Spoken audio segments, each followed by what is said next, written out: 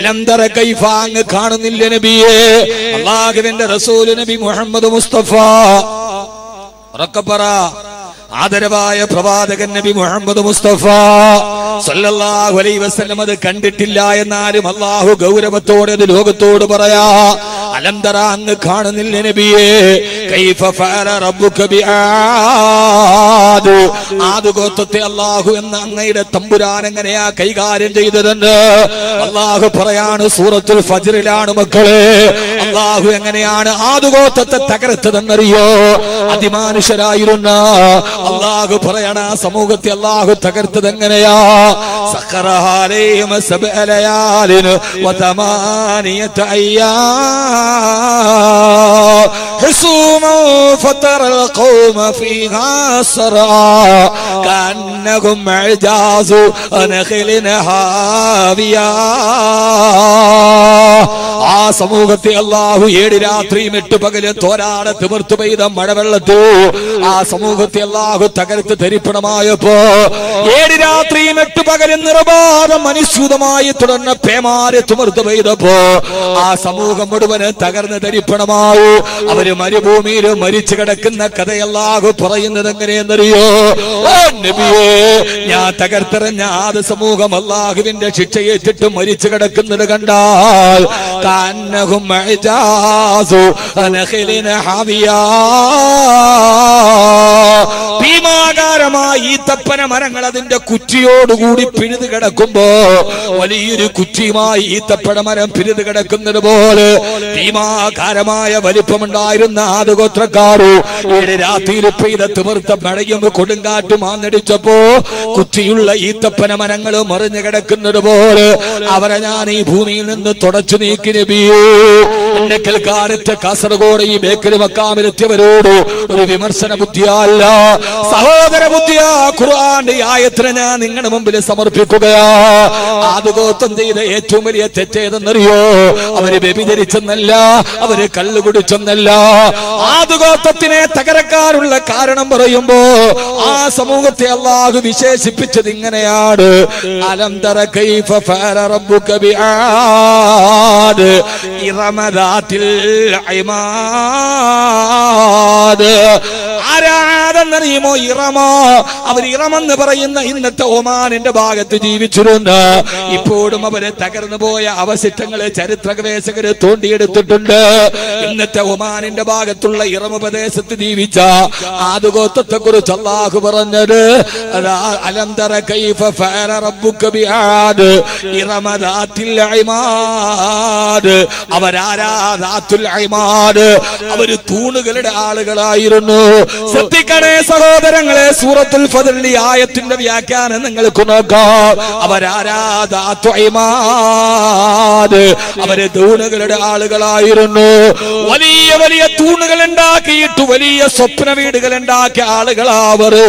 ഇന്ന് നമ്മുടെയൊക്കെ വീടിനെത്ര തൂണുകളാ! ആവശ്യത്തിനുള്ള തൂണുകൾക്കപ്പുറം ആർഭാടത്തിന് വേണ്ടി അനാവശ്യമായ തൂണുകൾ സ്ഥാപിച്ചിട്ടുണ്ട്. അല്ലാഹു പറയാ ആദ് ഗോത്രത്തിന്റെ പ്രശ്നമേടെന്നറിയോ? അവര് വലിയ തൂണുകളുടെ ആളുകളായിരുന്നു. എന്റെ പ്രിയപ്പെട്ട സഹോദരങ്ങളെ, അല്ലാഹുവരെ തകർക്കാനുള്ള കാരണമേതാ? അമ്പരചുംബികളായ വീടുകൾ വെക്കാൻ അനാവശ്യമായിട്ട് ആർഭാടത്തിന്റെ തൂണുകൾ അവരെ സ്ഥാപിച്ചു വെച്ചപ്പോ ഇന്ന് പലപ്പോഴും നമ്മൾ ആദ് ഗോത്രത്തെ പോലെ ചെയ്യാറില്ലേ? 50 60 തൂണുകളുള്ള വീടുകൾ ഉണ്ടാവാറില്ലേ?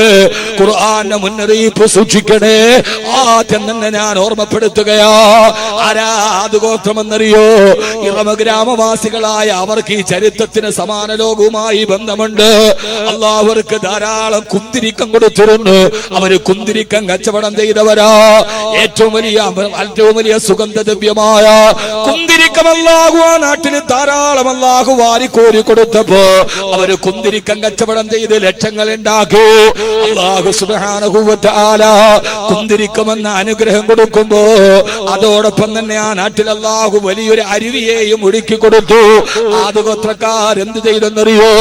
കോടിക്കണക്കിന് രൂപ ചെലവരുന്ന അന്നത്തെ ധാരാളം തൂണുകളുള്ള വീടുകൾ ഉണ്ടാക്കാൻ അവർ അത്യാഗ്രഹം മൂത്തപ്പോ വഴിയാത്രക്കാർക്ക് അല്ലാഹു കൊടുത്ത വെള്ളം പോലും അവര് വിലക്ക് വെച്ചിട്ട് അവരതുകൊണ്ട് പൈസ ഉണ്ടാക്കി. ചിന്തിക്കണേ മോനെ, കുന്തിരിക്ക കച്ചവടത്തുകൊണ്ട് പൈസ ഉണ്ടാക്കിയിട്ട് അത്യാഗ്രഹം കൊടുക്കാറ്. പച്ചവെള്ളം പോലും വഴിയാത്രക്കാർക്ക് അവരെ വിലക്ക് വെച്ചിട്ട് അവരതുകൊണ്ട് തൂണുകളുള്ള വീടുകൾ ഉണ്ടാക്കിയപ്പോ അല്ലാഹു പറയാ സഖറഅലൈഹിം സബഅലയാലിൻ വതമാനിയത അയ്യാം. അല്ലാഹുവിനെ തകർത്ത് കളഞ്ഞെങ്കോ പ്രിയപ്പെട്ട സഹോദരങ്ങളെ, ഗൾഫിന്റെ മണരാരണ്യത്തിൽ പോയി കട്ടപ്പെട്ട് പൈസ ഉണ്ടാക്കി അത് അനാവശ്യമായ തൂണുകൾക്ക് മാറ്റരുത്. അള്ളാന്റെ അനുഗ്രഹമായ വീട് സാമാന്യം വലിയൊരു വീടായിക്കൊള്ളട്ടെ, കുഴപ്പമില്ല. പക്ഷേ അള്ളാഹു നിങ്ങൾ കട്ടപ്പെട്ടുണ്ടാക്കുന്ന സമ്പത്തുകൾ അനാവശ്യമായി കളയരുത്. അതുകൊണ്ട് ധാരാളമായ തൂണുകൾ ഉണ്ടാക്കൂ. വീട് വെക്കുന്നതിലല്ല, ആ വീട്ടിൽ അള്ളാഹു പറഞ്ഞ ഏറ്റവും യഥാർത്ഥമായ തൂണുണ്ടാവണം. അള്ളാഹു നമുക്ക് മനസ്സിലാക്കാനുള്ള ബോധം നൽകട്ടെ. അള്ളാഹു ഒരു സമൂഹത്തെ കുറിച്ച് പറഞ്ഞത് അവര് തൂണിന്റെ ആളുകളായിരുന്നു.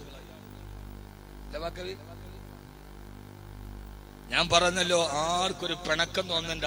ചിലപ്പോ ഇതൊന്നും നമുക്കറിയില്ല. ഇനി നമ്മൾ വീട് വെക്കുമ്പോ സൺഷെയ്ഡിന് 2 തൂണ്, ഒരു വീടിന് ആവശ്യമുള്ള പില്ലറുകൾ തൂണുകൾ ഒക്കെ ആയിക്കോട്ടെ, കുഴപ്പമില്ല. പക്ഷേ അതിര് കടന്ന് തൂണുകൾ ആപത്താണ്. ഇന്ന് നമ്മുടെ പൈസ മുഴുവന് നഷ്ടപ്പെടുന്നത്. എനിക്കിത് കൊണ്ട് പറഞ്ഞിട്ട് എന്ത് കാര്യമാണ്? നിങ്ങൾക്കൊരു തീരുമാനം ഉണ്ടായാൽ ഭാര്യയും ഭർത്താവും കൂടെ ആലോചിക്കും, അവിടെ തൂണ് ഇവിടെ തൂണ്. അള്ളാഹു നമ്മൾ കഷ്ടപ്പെട്ടുണ്ടാക്കണം പൈസ വെറുതെ ഭൂമിയിൽ കുഴിച്ചിട്ടിട്ട് ഖുർആൻ പറഞ്ഞതിന് വിരുദ്ധതയുമാകും. നമ്മുടെ ജീവിതത്തിൽ അള്ളാഹു തന്ന അനുഗ്രഹത്തെ കുറിച്ച് പരലോകത്ത് നമ്മൾ കണക്ക് പറയണം. അതുകൊണ്ട് നമുക്ക് എന്തെങ്കിലും ഗുണമുണ്ടോ? ഒന്നുമില്ല. അതുകൊണ്ട് ഇനിയെങ്കിലും ഈ കാര്യത്തിൽ ശ്രദ്ധിക്കണമെന്ന് നിങ്ങളോട്, പ്രത്യേകിച്ച് കാസർഗോഡ് വഴി യാത്ര ചെയ്യുമ്പോൾ കണ്ട ചില കാഴ്ചകളുടെ കൗതുകങ്ങൾ നിങ്ങളോട് ഞാൻ പങ്കുവെക്കാൻ അള്ളാഹു നമുക്ക് മനസ്സിലാക്കാനുള്ള ബോധം നൽകട്ടെ. ആമീൻ പറ. ഞാൻ പറഞ്ഞതിൽ വിഷമമുണ്ടോ? ഞാൻ പറഞ്ഞതിൽ വിഷമമുണ്ടോ? അള്ളാഹുടെ മുമ്പിൽ പറയേണ്ട സഹോദരങ്ങളെ, ഇത് ഞാൻ 15ാമത്തെ വയസ്സിൽ 7 മാസം കൊണ്ട് കാണാതെ എന്റെ ഹൃദയത്തിൽ പഠിച്ച ഖുർആനാണ്.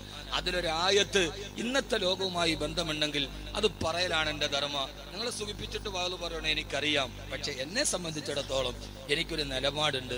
ആ നിലപാടുകൾ കൃത്യമായി ലോകത്തോട് പറയണം. അതിന് മറുഭാഗത്തുനിന്ന് വരുന്ന ആക്ഷേപങ്ങളോ അപ്പുറത്തുനിന്ന് വരുന്ന കൂരമ്പുകളോ പറയുന്ന കാര്യത്തിൽ നമ്മൾ പ്രതീക്ഷിക്കേണ്ടതില്ല. ഒരു സമൂഹത്തിന്റെ മുമ്പിൽ നിൽക്കുമ്പോൾ വിമർശനങ്ങൾ സ്വാഭാവികം. ആ വിമർശനങ്ങളെ സ്നേഹത്തോടെ സ്വീകരിക്കാൻ കഴിയുമ്പോഴാണ് സമൂഹ മധ്യത്തിൽ നിൽക്കാനുള്ള യോഗ്യത നമുക്കുണ്ടാവും. വിമർശനങ്ങളുടെ മേൽ അസഹിഷ്ണുതയല്ല, അതിനെ സ്നേഹത്തോടെ നമ്മൾ മുന്നിടുക. അതാണ് ധൈര്യം, അതാണ് സ്ഥൈര്യം. അള്ളാഹുവിനെ നിലനിർത്തി അനുഗ്രഹിക്കുമാറാകും. അതുകൊണ്ട് ആദ്യം വിമർശിക്കാൻ പ്രശ്നമില്ല, ഒരു പ്രശ്നവും ഇല്ല. ഞാൻ വളരെ സ്നേഹത്തോടു കൂടി അതിനെ ഉൾക്കൊള്ളുന്നു. പക്ഷേ നാളെ അള്ളാഹുടെ മുമ്പിൽ പോകുമ്പോ വാക്കവി നീ എന്തുകൊണ്ട് പറഞ്ഞില്ല എന്ന് പറഞ്ഞാൽ എനിക്ക് എന്റെ റബ്ബിനോട് പറയേണ്ട അള്ളാഹുവെ പറഞ്ഞു കൊടുത്തിട്ടുണ്ട്. അതുകൊണ്ട് ഈ അമിതമായ തൂണുകൾ ഭാര്യയായിട്ട് ആലോചിക്കും. ഇപ്പൊ മിക്കവാറും ഭർത്താവ് ഗൾഫിലും ഭാര്യ ഇവിടെയാണ്. അവരവരുടെ ഒരു താല്പര്യത്തിന് അപ്പുറത്തെ വീട്ടിൽ കണ്ടു, ഇപ്പുറത്തെ വീട്ടിൽ കണ്ടു, അത് കണ്ടു, ഇത് കണ്ടു. നമ്മളതെല്ലാം കൂടെ വെക്കുമ്പോ അവസാനം വീട് വെക്കുമ്പോ നമ്മുടെ നടുവൊടിഞ്ഞിട്ടുണ്ടാവും. ഇതുകൊണ്ട് എന്താ ഉള്ളത്? ആവശ്യത്തിനുള്ളൊരു വീടായിക്കൊള്ളട്ടെ, എല്ലാ സൗകര്യങ്ങളും ഉള്ള നമ്മുടെ മക്കളുണ്ട്, ആയിക്കോട്ടെ. പക്ഷെ ആ കാര്യത്തിൽ നിങ്ങൾ ഖുർആനിനെ ഓർക്കണമെന്ന് ഞാൻ ഓർമ്മിപ്പിക്കുകയാണ്.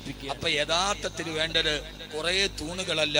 ആ വീടിന്റെ ഉള്ളിലെ, നമ്മുടെ വീട് എന്ന വിഷയത്തിൽ ആ വീടിന്റെ ഉള്ളിലെ ഏറ്റവും പ്രധാനപ്പെട്ട തൂണാണ് ഉണ്ടാവേണ്ടത്. നമ്മുടെ വീട്ടിലെ ഏറ്റവും പ്രധാനപ്പെട്ട തൂണേതാ? എന്നാൽ വെളിയിൽ ഇത്രയും തൂണ് വെച്ചെങ്കിൽ അകത്തെന്തെങ്കിലും തൂണുണ്ടോ? നല്ലൊരു തൂണ് അതൊട്ടില്ലതാണ്. യഥാർത്ഥത്തിൽ നമ്മുടെ വീടിനുണ്ടാകേണ്ട ഒരു തൂണ് നമുക്കില്ല. നമ്മുടെ വീട്ടിലുണ്ടാകേണ്ട ഏറ്റവും ബലവത്തായ തൂണേതാ എന്ന് പറയും.